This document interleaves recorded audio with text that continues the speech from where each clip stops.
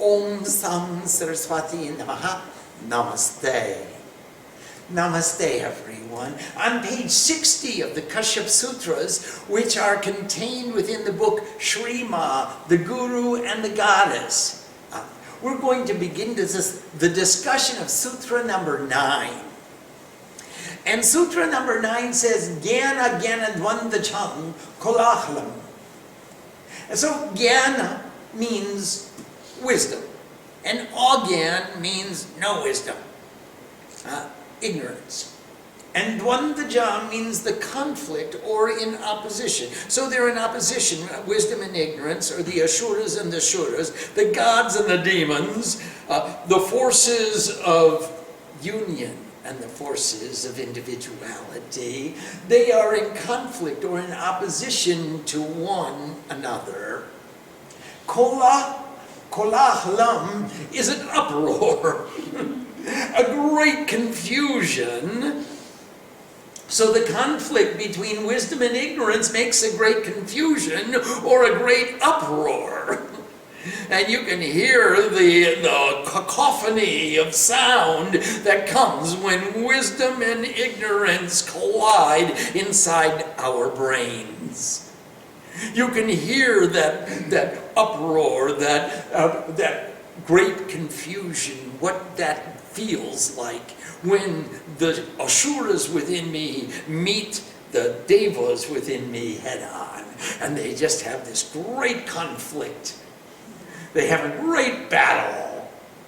And all the weapons from the Asuras are flying at all the Devas, and all the Devas are countering and defending and throwing their own weapons at the Asuras. And this conflict is constant so long as the forces of unity and the forces of individuality are spinning and churning and moving in the conflict zone of the Kurukshetra,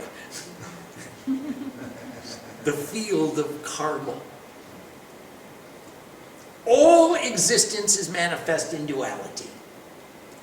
These forces manifest with Gyan, which is wisdom, and the force which brings us to unity, or Agyan, the ignorance which brings a greater separation. The activities which are conducive to unity are the manifestation of wisdom, of Gyan, and the activities which bring greater division, a greater sense of ego, being separate from the total, are the manifestations of Agyan.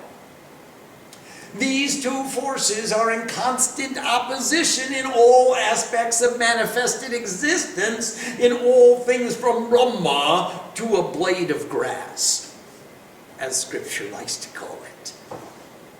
Everything has this Asur, Gyan, Agyan, this conflict between Advaita and Daitya, from duality to non-duality. They all have the same conflict from Brahma to a blade of grass. Every object of manifested existence, there's a centrifugal force and a centripetal force, and these forces are in direct opposition, and that's what keeps planets in orbit. Otherwise, they'd be flying all over the place without control. So we have a great shlok from the Tantra Sara. And the Tantra Sara says, Dharma agarma hobi driptva atman manase srucha aham eva aham bang juhomi swaha. And it means Dharma and Adharma, wisdom and ignorance, Gyan and Agyan. The ideals of perfect unity and the ideals of perfect individuality, wisdom and ignorance, actions of righteousness, actions of unity, and actions of ignorance or separation are all oblations to the divine fire. They are all hobi, the offering, to the havan. The hobi goes in the havan. So the offerings go into the fire. So the hobi are the offerings, and the havan is the container which consumes the offerings. They are all oblations to the divine fire. The Atma, the individual soul, is making the offering by means of the mind. Atmana manase, through cha. The shruva is the spoon by which we offer the ghee into the fire, which is in the havan. And the ghee is the hobby. So that's the offering. Atmana manase, shru cha. The soul is offering by means of the mind. Or through the mind, through the actions of mind, making by means of the mind. It is I, aham eva, only I, and only I. Aham mang, to me. Mang, to me. Juhomi, swaha, only I who am making the offering. I am offering to myself, and only I exist. So, an Asura and Indra both went to study in the home of Brihaspati, the guru of the gods. And they asked Guruji, what is the self? And he replied, go look at your reflection in the water. What you see in the water, that is the self. So they both went and looked in the waters of the lake, and they saw their own reflection. And they said, gee, Guruji meant that this body is the self. And they returned to their respective places. And the Asura went back to teach all of the other Asuras, Asuras, this body is the self. This body is divine. Look for divinity by pleasing your body. Indra was on his way back to heaven with the same teaching when he started to think, sometimes this body gets sick, sometimes the body is happy, and sometimes the body is sad. Why is God sometimes happy and sometimes sad? God can't be the subject of all the emotions of the body. I better go back to the guru and ask him what he meant by this. Well, Indra went back to Brihaspati, and he said, Guruji, please teach me more about the self.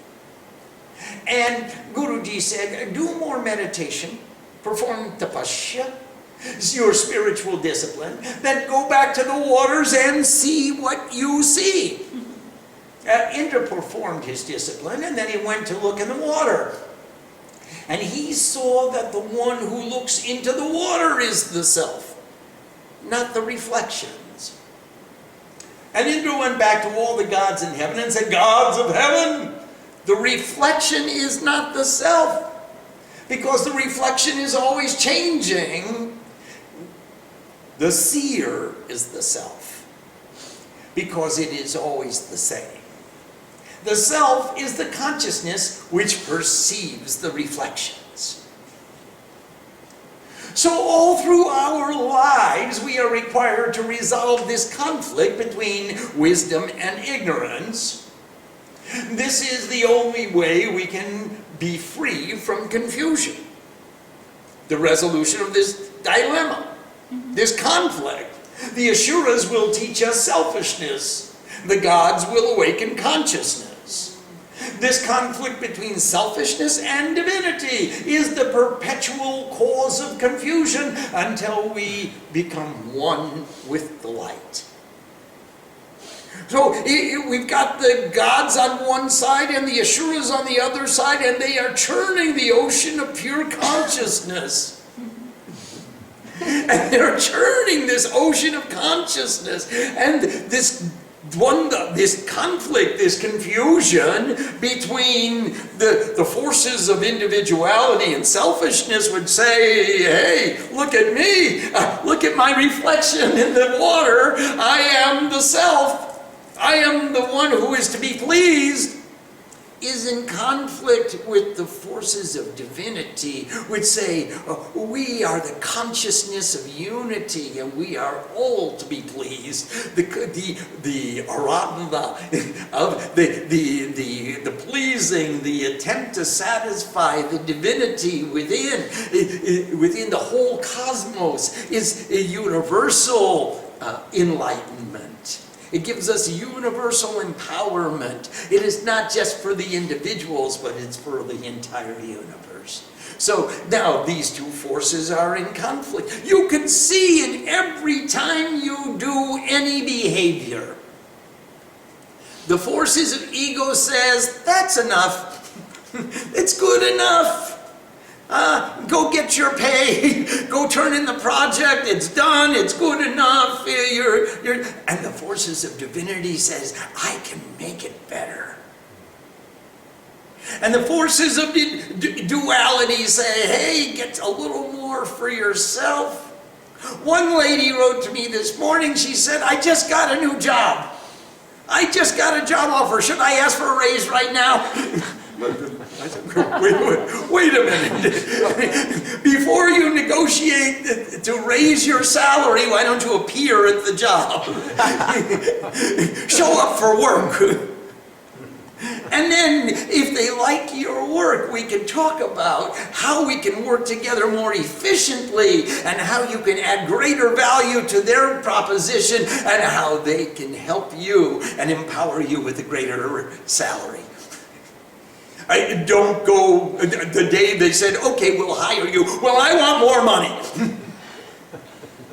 That might not be in the best interest of creating a cohesion and a unity and putting resisting the temptation to enter into conflict.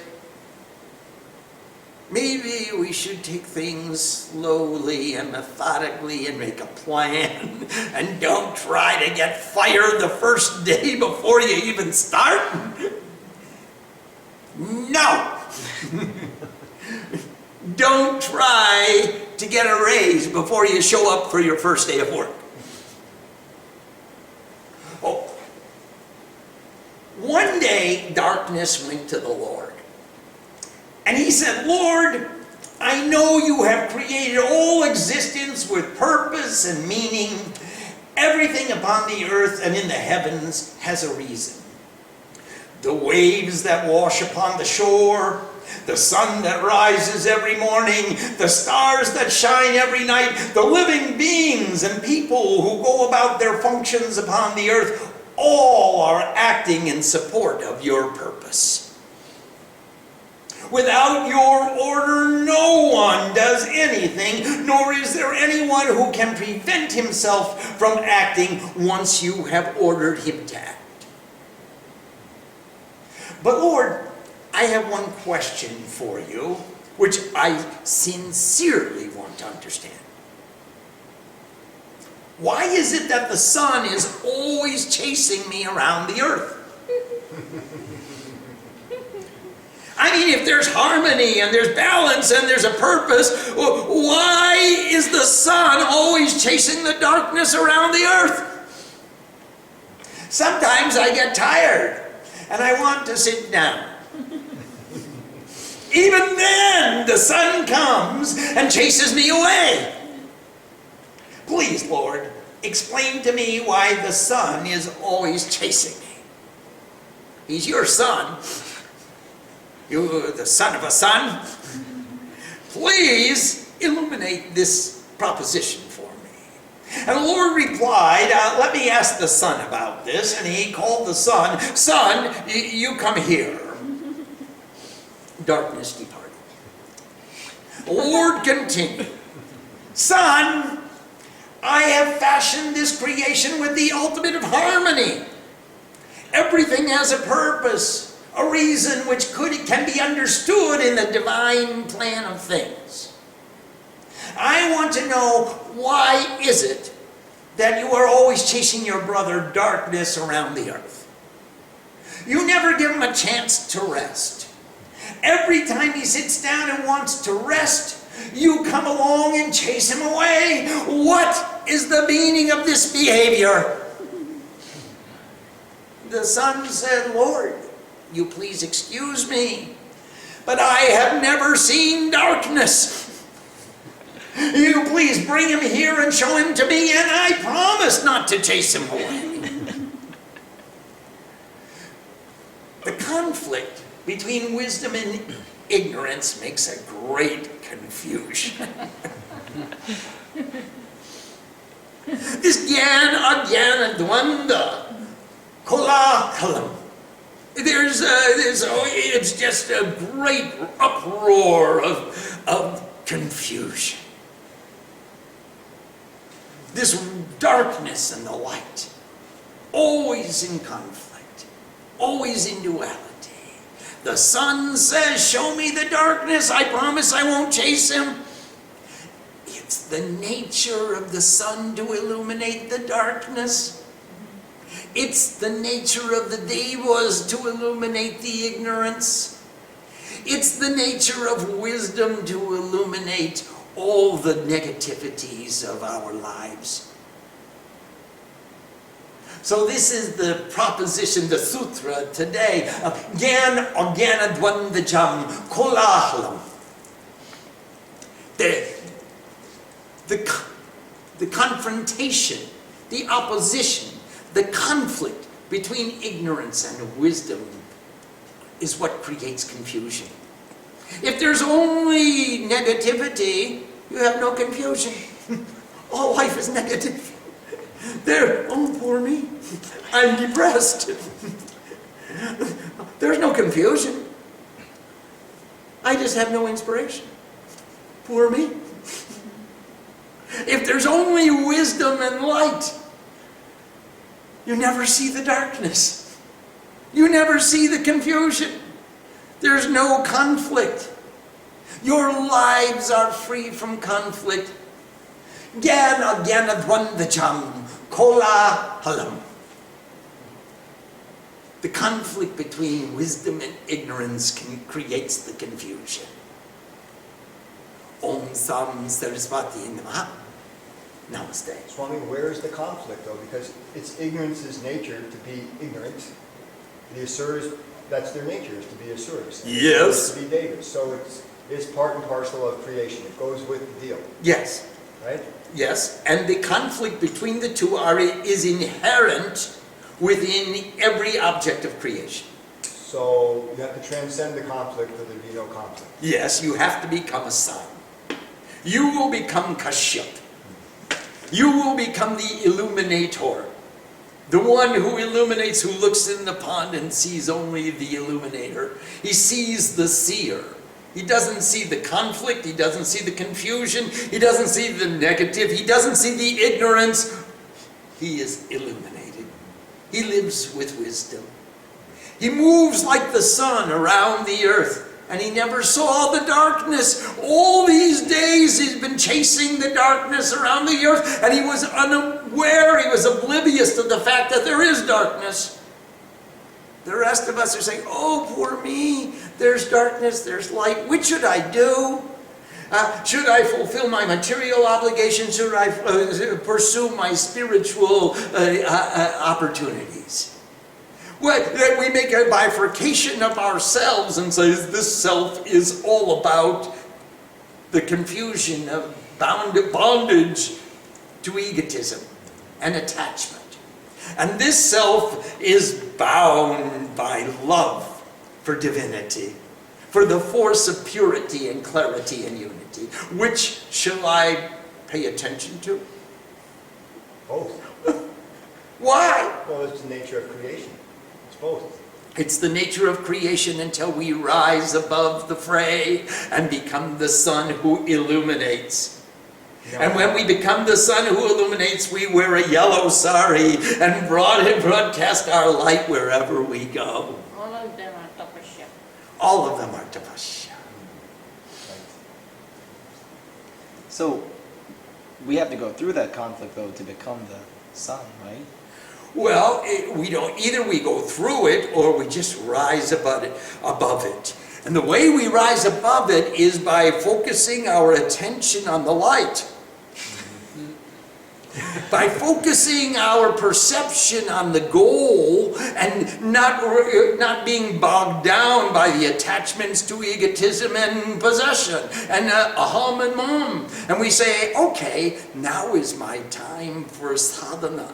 Now is my time for tapasya. I am focusing on the object most beloved in my life. I will learn to meditate and control the wandering fluctuations of my mind, which keep concentrating or focusing on the negative and the positive and the conflict between the two. I don't need any negativity.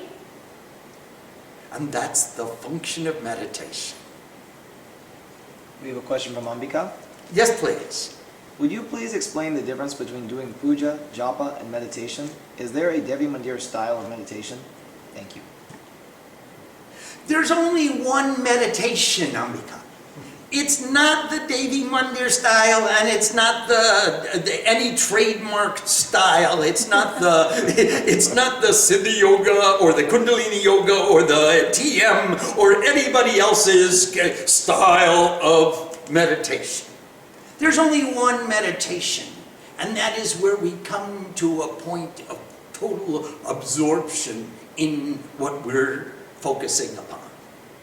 Now, in the Devi Mandir, we use puja, which is guided meditation, to take us step by step into the presence of the one focal point where we will start to do japa.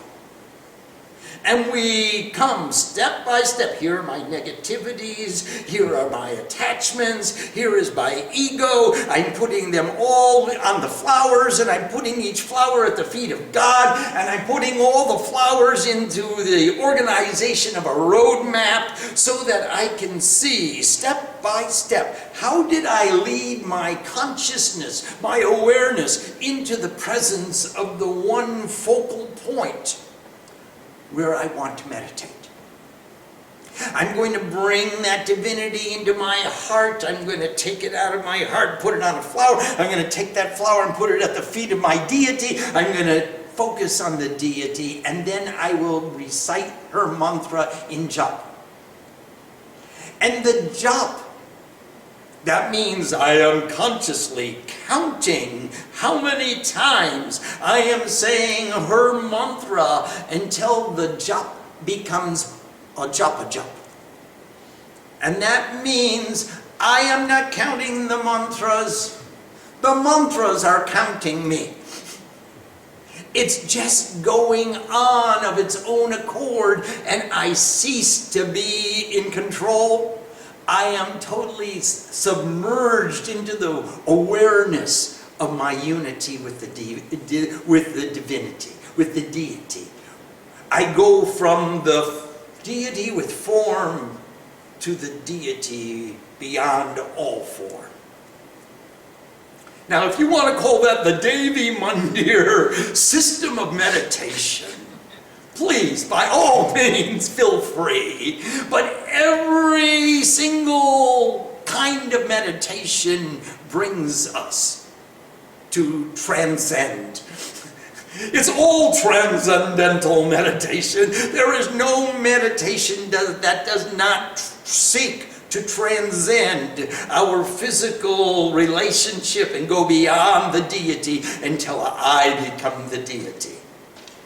There is no meditation that does not seek to raise the Kundalini. So I bring the Shakti from the Muladhara to the Sahasrara, and I try to merge my Shiva, my Shakti, my Purusha, my Prakriti, my consciousness and my energy into a unity where there ceases to be a dvanda. There is no more conflict. There is no more duality. There is just the bliss of submersion in Sat Chit Ananda. It's all Kundalini Yoga. Every meditation is Kundalini Yoga. Every meditation is transcendental meditation. Every meditation is the Devi Mandir system of meditation. It's all, we're not trying to trademark a system of worship or a name of worship. What was it? Siddha Yoga said you can't, we have trademarked the word intensive, and you cannot use the word, it is intense. It is intense meditation. If you say that, you have to pay us a royalty. And what was the other, there are so many examples. I can't believe, I've been in this country too long. I know so many of them. The Beverly Hills yoga guru who trademarked hot yoga, or Bikram Chaudhary. You can't use this kind of yoga system because you're breaching the contract. And yoga's been here for centuries and generations, and here comes the modern marketing gurus, and they say, okay, we've trademarked this, you can't use the word intensive, and you can't use the word kundalini, and you can't you can't transcend in meditation, because that's our meditation.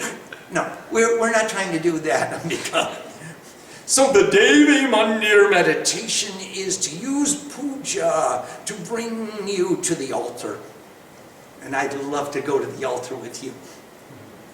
But once you're at the altar, then you get to put down the flowers and make a roadmap. And it shows you exactly, step by step, how did you put yourself in the presence of God. And then you invite God into your heart. Among them ring rum yang ram bam wong sam sam sam omang sam ming ring kling chamunda giviche prana giya prana. And you make pran pratishtha of the deity in your heart. You take that prana, ambe ambike ambalike namanayati kastana shashasta svaksavadvikam kampila basinim. And you take that prana out of your heart, you put it on the flower, you take that flower and you put it on the yantra, and you put that yantra with the flower at the feet of the goddess, and you take the feet of the goddess and follow them, Avaya Yoga, until you get to look her in the eye. And when you see her and cease to be, then you begin to meditate. We use the puja step by step to bring us into the guided meditation of leaving attachments to this world. All my attachments, they were beautiful, but they don't compare to this relationship. They don't. I just wish that we could sit here a little longer. That's the Devi Mandir meditation, if you will, excuse me. But that's our goal. Ambika, we're just moving into this merger where we become the sun and we never see the darkness, and we look at the expression of divinity in our lives, and we have this communion with that divinity, and that's where we lose control. And you stop counting mantras, and the mantra goes on by itself, or it stops, and I cease to be. When the mantra is there in japa, it's called sagar. It's pregnant. It's loaded. It's got the mantra in the womb. And when the mantra fades away, and there's only the bliss of communion with Sat Chit Ananda, it's called Bigarbha. When the mantra has dissolved, and there's no womb in which the mantra resides or incubates, then we know you've transcended. Don't quote me on that. Please don't get me into trouble. I didn't say you transcended your conflict. You began again between wisdom and ignorance, but you did. You may have brought your kundalini all the way up to the sahasrara, and you're filled with this energy of Sat, Chit, Ekam Brahma. But it's not kundalini yoga. And in all the other kinds of trademarked yogas, we're all moving to the same experience. And some people says, oh, look at your nose, and some say, look at your belly button, some say, look at your backside, some say, look at your third eye, and some say, look at the deity. What difference does that make? When you get into meditation, you're not looking at anything. You are it. And that's the meditation. It doesn't matter where you start from. You can look anywhere you want. These are techniques. I'm teaching you the great technique. Look at your nose, look at your upper lip, look at your third eye, look at your belly button, look at your knees, look at God, look at the flower. Look. Who cares? That's not the meditation. That is, look at a candle. Look at a still candle. Look at the blue gem, what do they call it? The blue pearl, the blue light. Look at everybody's got to trademark something or other. And that's why I can sell you an intensive in a seminar, and I will teach you the Devi Mandir technique of how to, and it only, sign up here. Can't get to heaven without a donation. We were talking about that this morning, about buying indulgences. What a great racket that was. In the same way, how can we say, look at different places, this is a different technique of meditation? There's only one meditation. When we actually merge into union, and there is no gyan or gyan, there's no dvandva, there's no conflict, there's no opposition, there's no confusion, there's just the illumination of light. You became the sun. Then you know what is meditation. All the rest is bakwash. It's just silly, it's nonsense. It's good business practice, good standard business practice. Please sign an oath you will never tell anyone the secret, because this is highly exclusive secret knowledge. No. I have a question in the story about Brihaspati and Indra and the Asura. Yes, please. Why did the Guru give a teaching that confused one of his disciples? The Guru gives everything to all beings. If you look at the tree, the Guru is a tree. And the tree, somebody looks at the tree and says, I'd like to eat the fruit.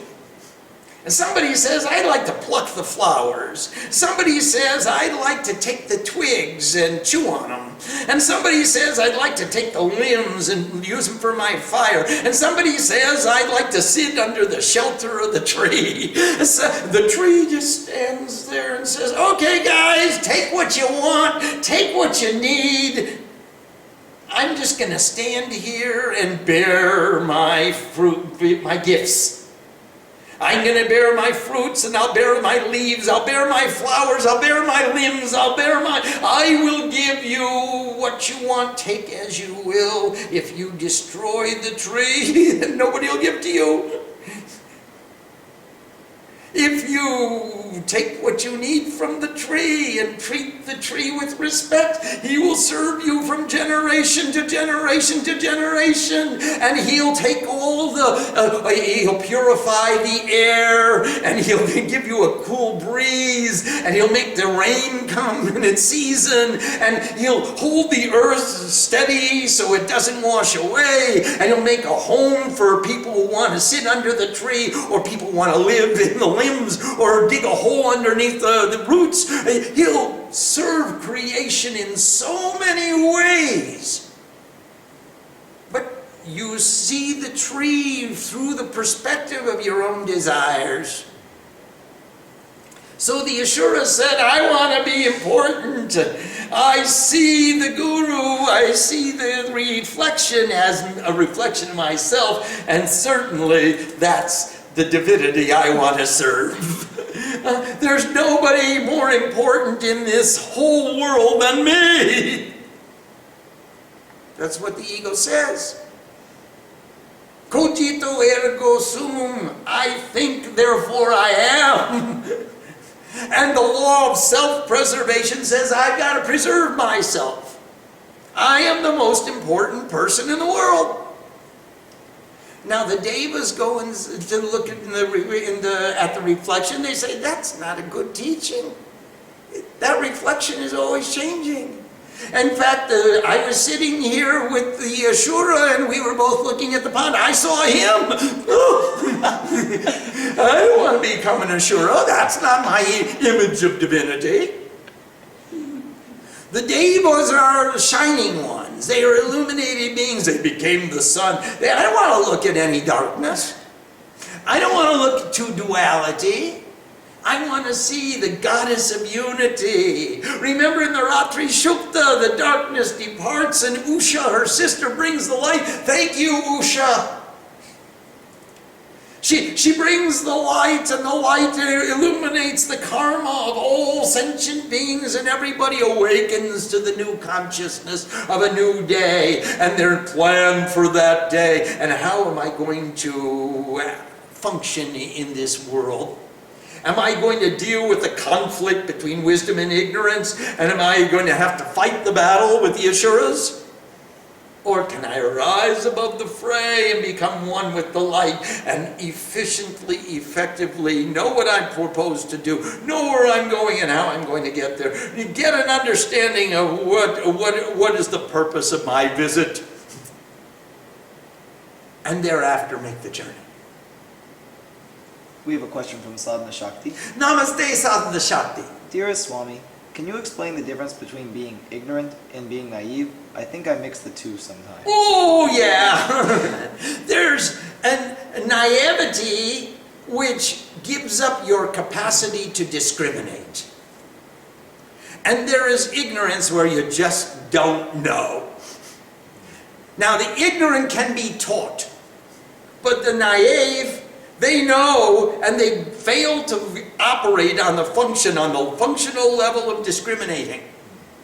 And if you give up your discrimination, you're still responsible for the choices you make.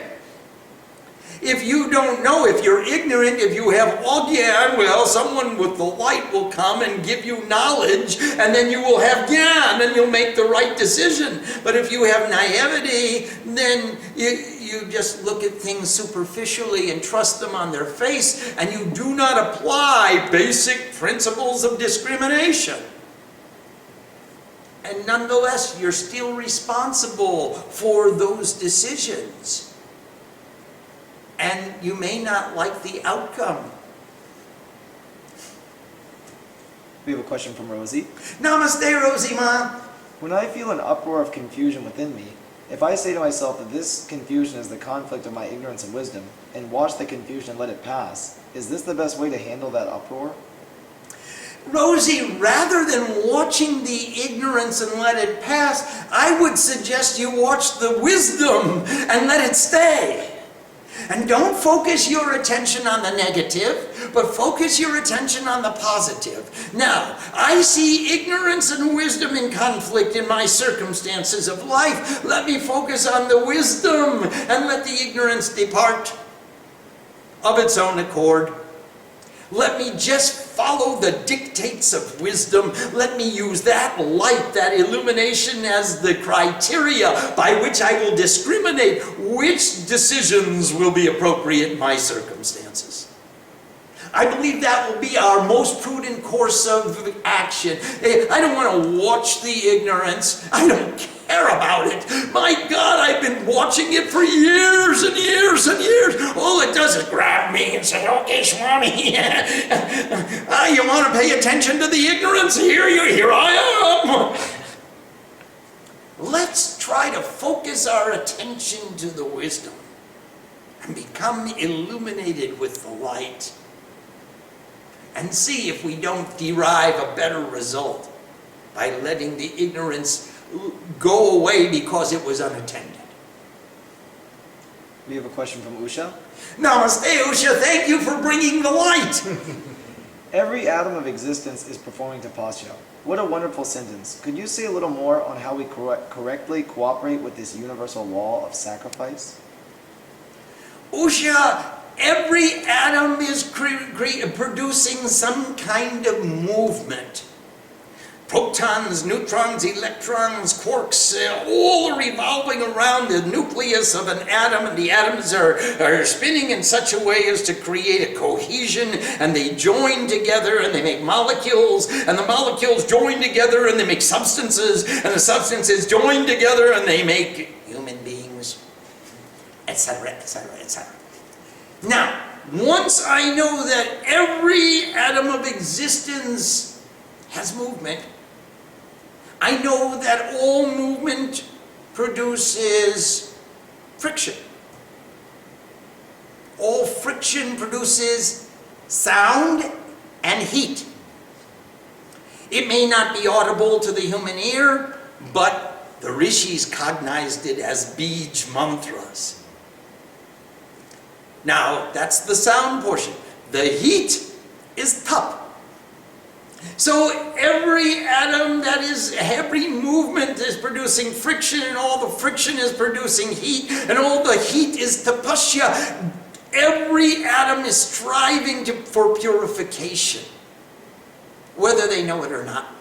Whether they are making the right decisions or the wrong decisions, they are striving to make the best decision for them under the circumstances which are prevailing, and which with the criteria and the knowledge, the understanding, and the definition of the goals that they have. Each form is according to its own intrinsic nature, striving to do the best.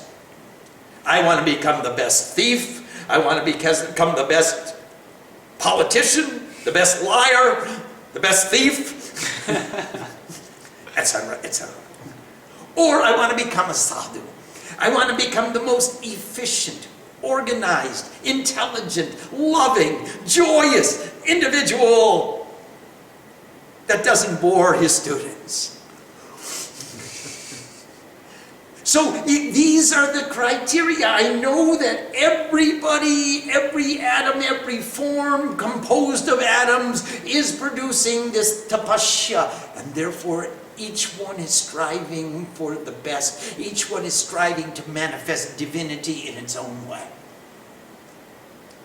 Usha, I can logically understand that I need to respect every form of creation. I need to show my respect and my appreciation. I give it my pure love, my inspiration, my appreciation. I need to enter into the most highly respectable relationship with every form of existence, because it's all producing tapasya. They're all producing tap. They're all striving for the best. They're all striving to manifest the divinity within that object, according to its nature. Now, who am I to judge its nature? That's the job of beings greater than me. So now, every atom of existence is worthy of our respect. And once we understand that principle and we start to live that principle, Mother bowed down to her broom, because the broom was the implement through which she was able to clean up the mess. And we don't want to live with a mess. So she bowed down to the broom. And in the same way, Usha, once we have this understanding, we can bow down, pay attention, pay attentive respect to all of creation, even while we choose, according to our own criteria, what atoms, what forms do we wish to associate with. We choose to associate with the best of the best of the best. So there are no thieves allowed in the Devi Mandir. There are no politicians allowed in the Devi Mandir. There are no liars allowed in the Devi Mandir. Same thing. They will all be excluded. And the ones that will be allowed are the simple, pure, clear sadhus who choose to live in support of the principles that we are trying to promote. The understanding that we are trying to promote. Everything is divine, but I choose to live with these forms of divinity. Now, you other forms of divinity, liars and cheaters and thieves and politicians, you other forms of divinity, please, there's plenty of world out there for you. You don't have any business in the Devi Mandir. There are no politicians here. There's nothing to steal. All you can steal is the love of God. Go ahead, try. On that basis, you're welcome. If you come to steal the love of God, you're certainly welcome. Otherwise, stay in your own domain and leave us to our own folly.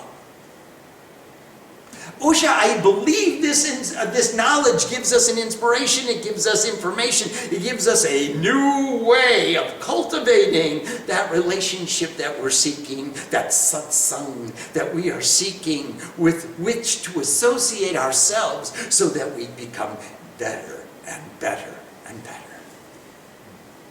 We have a question from Kaushiki. Namaste, Kaushiki.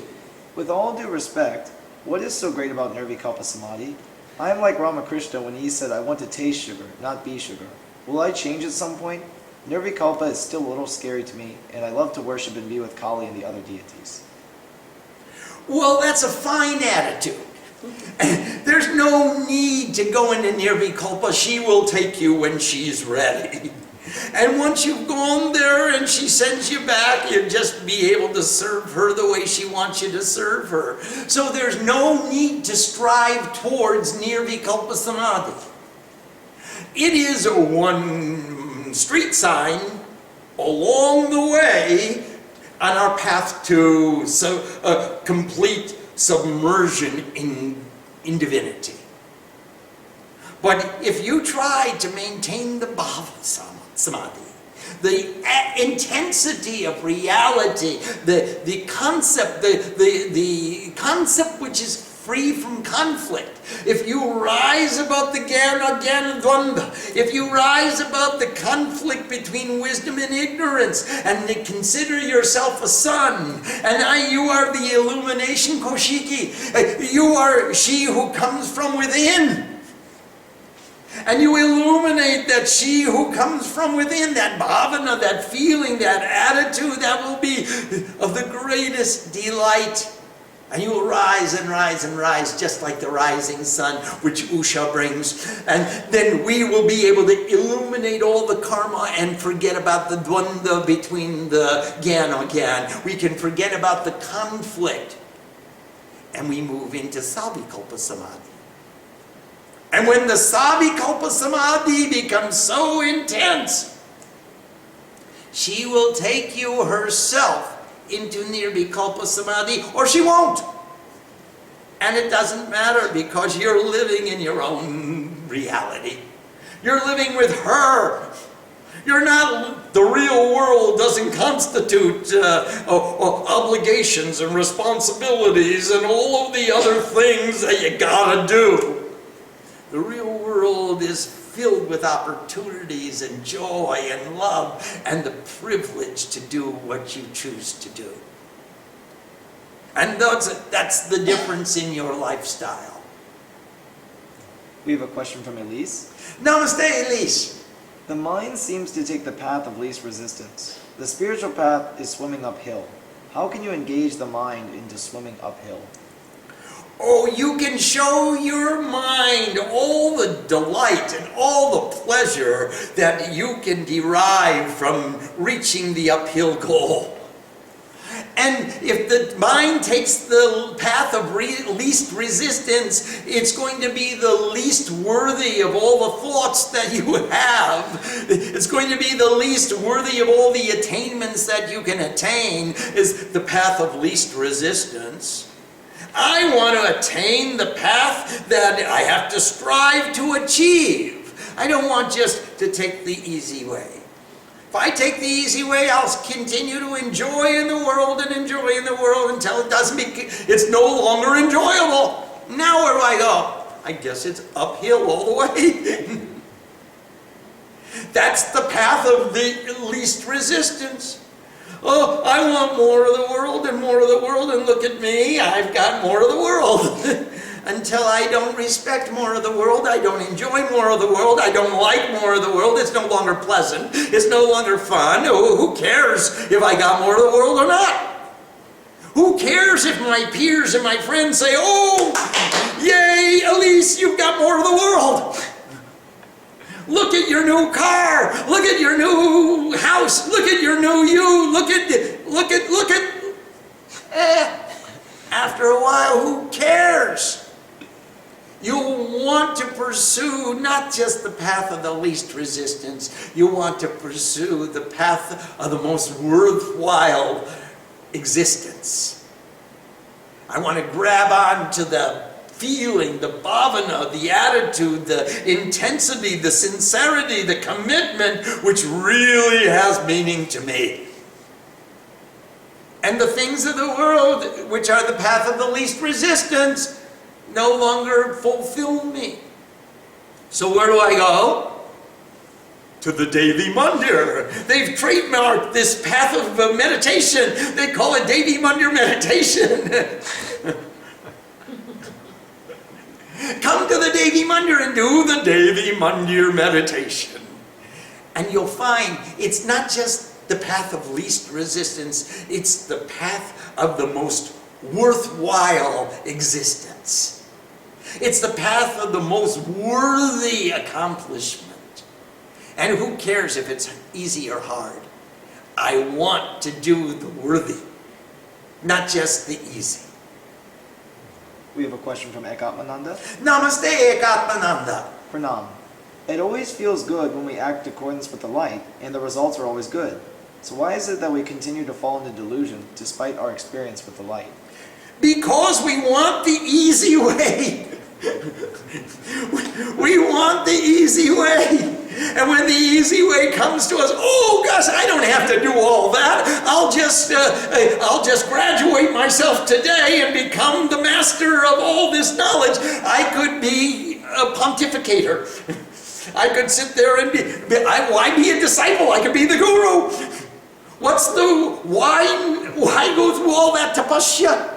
I could just put a bunch of books all over my room and say, look at all my knowledge. I don't have to read them. I don't have to know what's in them. I could just fill my life with symbols and show to people and show to others that look at my accomplishments. I want the easy way. And that's why tapasya, devo devato argo ayam, taposhi, Sarvam pratishtitam, within tapasya, doing tapasya, every image of God, every bit of this creation, sarvam pratishtitam, tasmat, therefore, tapaha, do tapasya. I mean, really study, really learn, really practice, be sincere, make a commitment with a big C. Really avail the opportunities. Really understand what is the goal and where am I in relationship to prosecuting the goal. How am I proceeding? Get yourself a check, step by step. Without a sankalp, you can't do a puja.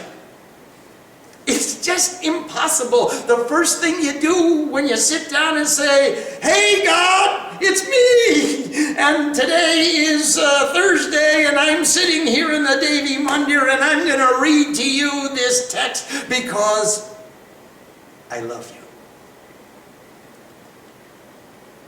Or for some other reason. You choose.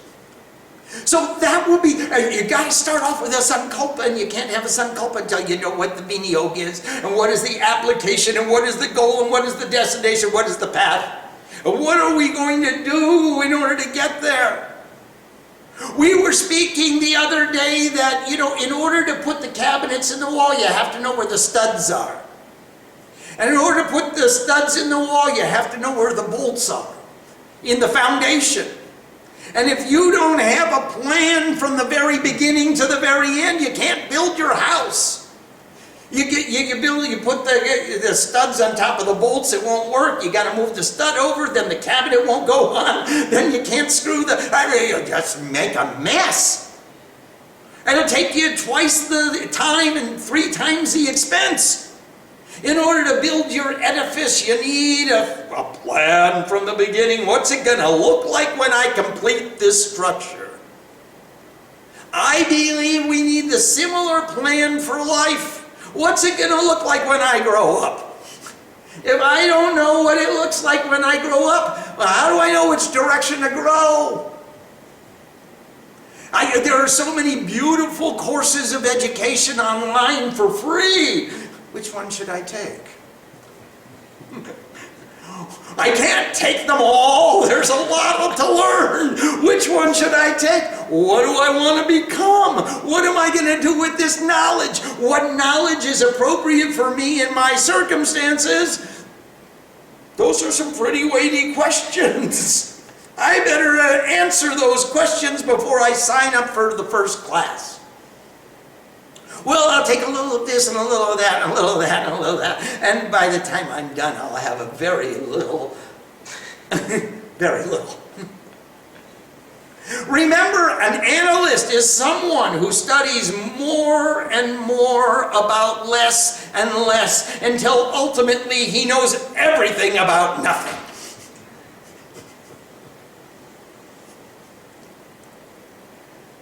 We have a question from Nanda Shakti. Namaste, Nanda Shakti. When Krishna says in the Bhagavad Gita that you can't reach him through meditation, what does he mean? He means that if you, I don't know exactly where you're talking about, but the way I would interpret that statement is you can only reach Krishna by pure love. You can't even meditate until you've got that pure love, Ananda Shakti. You just need that love. You don't pay attention to anything or anyone until you're in love. And if you got to force yourself to be in love, then you don't like it very much. So you got to be in this love affair. And you've got to cultivate that love, and that love makes you focus your devotion. And when you've got this devotion, you pay attention. And when you pay attention, you meditate. So if you just say, I'm going to skip all the Ashtanga Yoga and go to the 9th step, and I'm going to, that's not a step at all, then you're not in love. You can't just say, I'm going to meditate. Okay, close your eyes and think of nothing. I defy you all. I assign you all. Please close your eyes and think of nothing. Well, did it work? Or was there some question as to why is that crazy guy sitting up there telling me to think of nothing when I can't picture something? And when you've got the vision and the image and the whole picture of something, now, do not picture something. Is it possible? Or are you thinking about what you don't want to picture? Well, are you thinking about the image of what you're not supposed to look at? You can't just say, oh, I'm going to meditate. You need a process that says, sorry, Mr. Ashtanga Yoga. You need steps. Which is really not a step at all. But you need steps to say, okay, I'm going to organize my life so nothing calls on me during this period.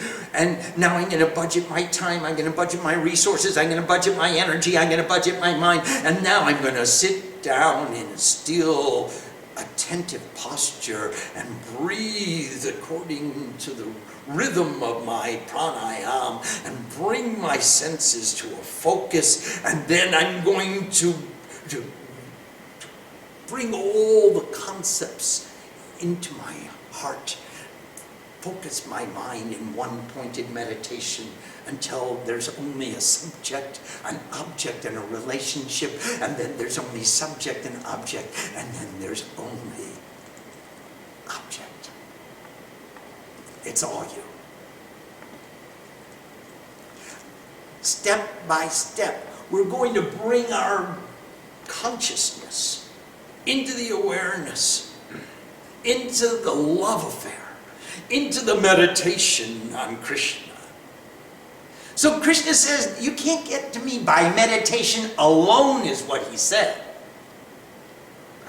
He said, you can't get to me by meditation alone because dhyan, meditation, jnana, knowledge, wisdom, bhakti, devotion, and karma unite in every action. And so you need, in order to meditate, you need some knowledge of what you're doing. Definition of the goal. You need devotion. I gotta love that goal with sincerity with a capital S. And then I do the exercise, I do what is required of me, the procedure. I inhale the mantra, and I exhale the mantra, and I enhance the love affair. And I bring that Krishna inside, and I get to worship him and love him and surrender to him inside. And then I get to exhale that Krishna into the creation, and so that all there is in the creation is my Krishna. Then you can meditate. So you can't meditate by meditation alone. You will not find me.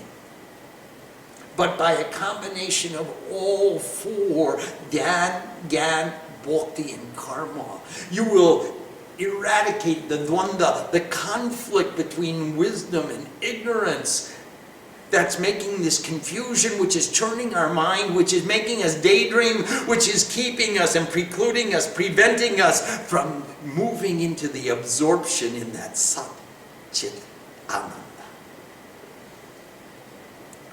Om Sam Saraswati Namaha. Namaste.